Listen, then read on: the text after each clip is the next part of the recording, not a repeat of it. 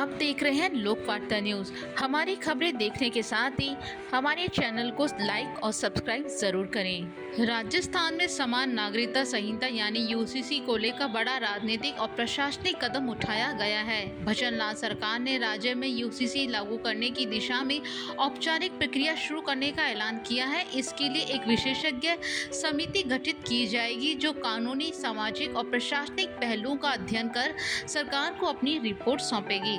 राजस्थान सरकार ने समान नागरिकता संहिता को लेकर अपनी मंशा साफ कर दी है।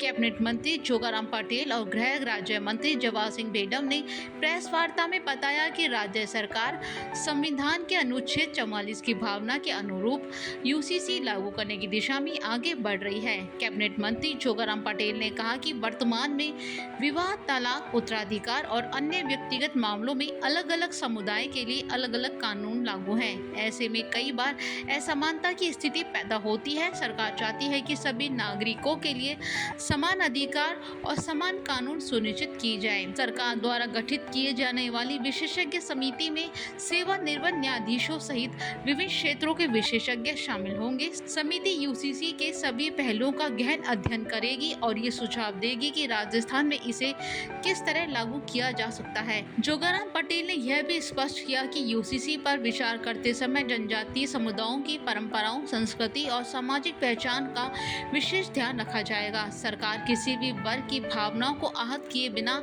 संतुलित और संवेदनशील दृष्टिकोण अपनाना चाहती है। गृह राज्य मंत्री जवाहर सिंह बेडम ने भी कहा कि यूसीसी लागू करने से महिलाओं और पुरुषों को समान अधिकार मिलेंगे और कानून के समक्ष सभी नागरिकों की समानता सुनिश्चित होगी। उन्होंने यह भी बताया कि समिति स्वतंत्र रूप से काम करेगी और आवश्यकता पड़ने पर सामाजिक संगठनों, विभिन्न वर्गों, इसके साथ ही पक्ष विपक्ष के प्रतिनिधियों से भी संवाद कर सकेगी। इस दौरान बेडम ने कांग्रेस पर निशाना साधते यह भी कहा कि पिछली सरकारों ने इस दिशा में कभी गंभीर पहल नहीं की, जबकि वर्तमान सरकार समान अधिकारों के लक्ष्य के साथ आगे बढ़ रही है। राजस्थान सरकार ने यह भी संकेत दिए हैं कि असम की तर्ज पर यूसीसी को लेकर व्यापक अध्ययन किया जाएगा। अब विशेषज्ञ समिति की रिपोर्ट के बाद ही आगे की कानूनी और प्रशासनिक कार्रवाई तय होगी।